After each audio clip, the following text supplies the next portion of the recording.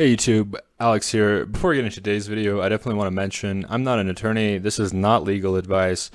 Do not take it as such. Speak with a licensed attorney before you make any decisions regarding the law, and we'll go ahead and get into it. Hey YouTube, Alex here, and in today's video I want to discuss how I avoid legal trouble abroad.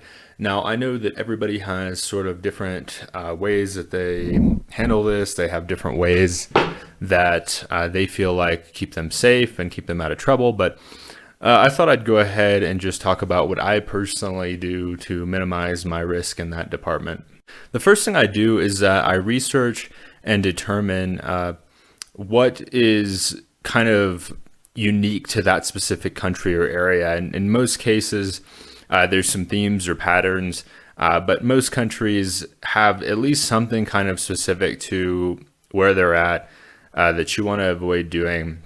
And so I kind of brief myself on that before I make my plans to go there. I want to know these things before I get there. I don't want to learn them upon arrival or after the fact. I want to be aware preemptively. So the first thing I do here is that I avoid making political statements, regardless of what the politics are in a given country.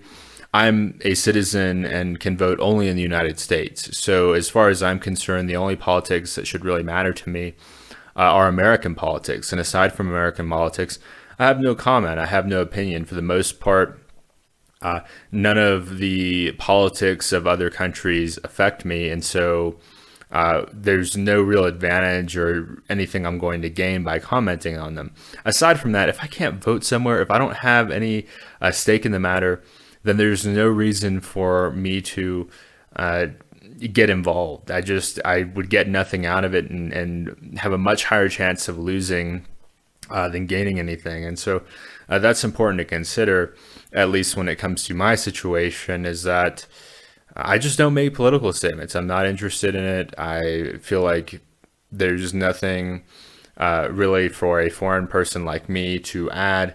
And I don't want people to feel like I'm judging their system, or I think I'm so smart and so good that I can impart some kind of wisdom on the locals. That's not the case at all. I just avoid making political statements. Even if I'm around locals that are making political statements, I don't chime in and agree with them or disagree with them. It's they have their right to an opinion based on the fact that these things affect them.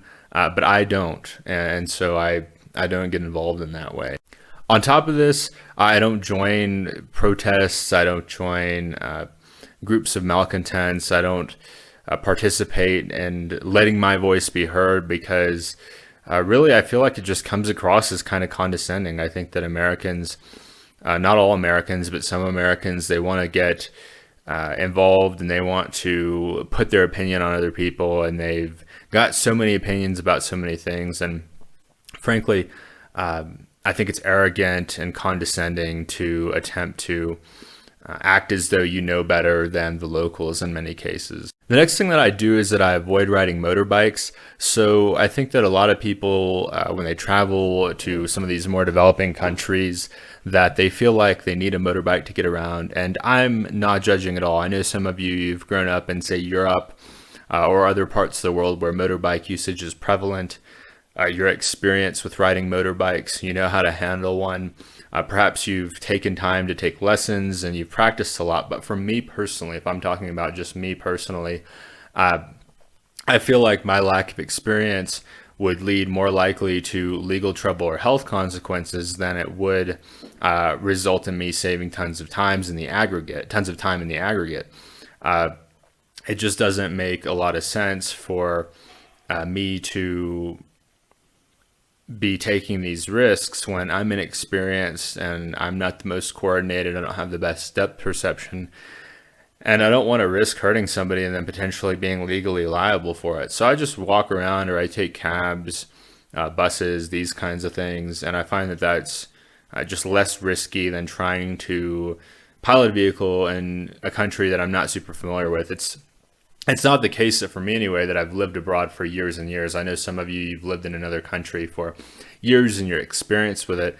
But for me personally, most of the countries I visit, I spend 1 to 2 months there. So I don't feel like that's a long enough period of time to really get acclimated to the driving condition. This is kind of a personal thing, but I'm not much of a drinker. I just don't really care for it. I personally feel like that helps me avoid legal trouble because I'm not doing dumb things and acting out of character based on my consumption of alcohol. I personally just don't really enjoy alcohol that much. I had plenty of experiences with it when I was younger and felt like I got it out of my system. And I just don't feel like it reacts well with me. I think it's partly having Asian genetics, where many Asian people cannot handle alcohol very well. And I think that that comes with my background as well for me. So I just don't do it a lot. I don't really enjoy it as much as I did when I was younger. I find that as I get older, I get worse hangovers and I feel more ill effects, more side effects from consuming alcohol. I feel worse and worse the next day as I get older. And really, I like to be lucid and present. And I feel like at times, especially consuming too much alcohol can lead to a lack of that. And also, I find with alcohol, even if I set out to have a beer or two, it sort of lowers my self control threshold where I have a hard time just having one or two. And you can kind of make of that what you will. But I start out with the intention, okay, I'll have a beer, and then, oh, it tasted really good, or oh, I like the effect, I'll have another, I'll have another. And then I just act out of character and I don't cause any major issues, but I don't like going down that path. And this isn't a judgment against some of you that enjoy alcohol responsibly. I'm certainly not judging your preferences as far as how you like to kick back and have fun. But if you were to ask me how I personally have avoided a lot of trouble, it's really not consuming tons of alcohol when I'm in other countries, and I don't do it in the U.S. either. But especially not when I'm in a place where I'm not as familiar with the dynamic as I am in the U.S. The next thing for me is that I really limit my time in nightlife districts. It can be a lot of fun to visit some of the nightlife districts, but I found that many of them are frankly overrated for me. I don't get a lot out of seeing the same neon lights night after night. I don't get a lot out of paying really high prices for everything basically, because nightlife districts tend to cater to tourists. So you're paying a higher price for your booze, you're paying a higher price for your food. And not just that, but if you're out there late, then the public transit's probably stopped running. So you're paying for a cab and you're hoping you don't get ripped off by the cab because they could probably smell the alcohol on you. And aside from all of that, I tend to go to bed early. So a lot of these nightlife districts, they don't really get started until late at night anyway. And so for me, I'd rather just be in bed resting, getting ready for the next day, having a nice warm bed to sleep in than to be out getting wild. And when I was younger, I totally would have been into this stuff a lot more. But as I get older, I hear about the risks, the scams, the problems that people have in nightlife districts. They get presented with a bill that's way higher than what they anticipated. And none of that seems appealing to me. I don't like having to argue with local people when they're trying to scam me, which does happen in some places. Some local people don't understand the long-term mindset that it takes to build up a healthy tourism industry. And I'd rather just not interact with them. And I don't feel that the risk outweighs the potential consequences. And in some cases, if you don't agree to these outrageous things, then maybe the local law enforcement is in on it and comes to enforce this. So I don't feel like you can't enjoy yourself. I know some of these things that I'm mentioning here, you feel like, oh, I can't have fun. I'm not saying that at all. I'm just trying to respond to the question, how do I personally avoid legal issues abroad? How do I personally stay away from having to deal with law enforcement, scammers, and trouble related to being intoxicated, things like that? The next thing I'll mention here is that I do tend to go to bed early. I mentioned a little bit before, but a lot of times when I've heard from law enforcement professionals about different kinds of crimes and things like that, a lot of them seem to indicate that the majority of crime and problems seem to happen at night. Now, I know there's exceptions and differences, but I think especially with foreigners, when you don't have everything well lit up, perhaps you have dark alleyways, perhaps you get lost more easily. A lot of these factors are much more consequential, it seems like, at nighttime. And so for me, I like to wake up early, and I like to, for the most part, I like to be in my accommodation by dark. I'll get dinner after dark if I'm hungry. I may run to the convenience store or something like that. But it's rare that I'm running around all night. It does happen on occasion. Sometimes you meet a pretty lady that convinces you to hang out with them all night, and you're enjoying the city and things like that. But for the most part, I need to be up early to get things done. I need to be up early to handle my responsibilities and the things that I need to do. I'm not traveling the world for fun. I'm traveling the world, and mostly because it's much more economical for me as a student to live outside of the United States than it is for me to live in the United States. And so I take that very seriously. And so to be on the ball and really presenting my A game, then I like to go to bed early.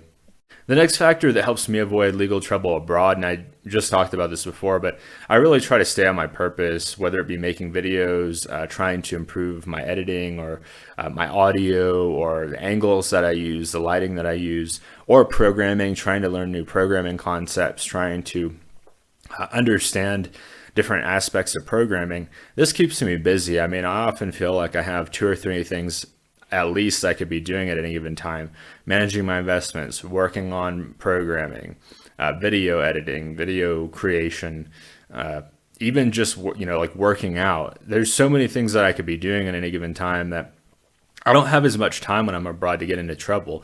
In the US, it feels like it's frankly more boring in a lot of ways, and there's more free time because your life revolves around work and de-stressing from work. But because I feel like I have more energy when I'm outside of the country, then a lot of this extra energy can be used productively to get things done. And that really keeps me out of trouble because a lot of my hobbies and preferences are fairly safe, low key. I'm very rarely told to stop filming. I'm not the type to escalate. Oh, who are you to tell me not to film? I'm not like that at all. If anybody asks me to stop doing something or explains to me that perhaps a business is closing, I need to head on. That happened yesterday at the gym. The gym guy mentioned, hey, we close at 1 p.m. And so I headed out. I didn't make a fuss about it. And so that's part of it, is just understanding that you can stay occupied when you're abroad with doing a lot of different things. You don't have to be bored. I know some expats struggle with boredom and they feel like I'm not really doing a whole lot, so they fall into maybe some depressive patterns. But for me anyway, there's a lot I can be doing, and I'd rather be doing something than doing nothing, getting bored, getting into trouble. And the final thing I'll mention here is that I exercise common sense.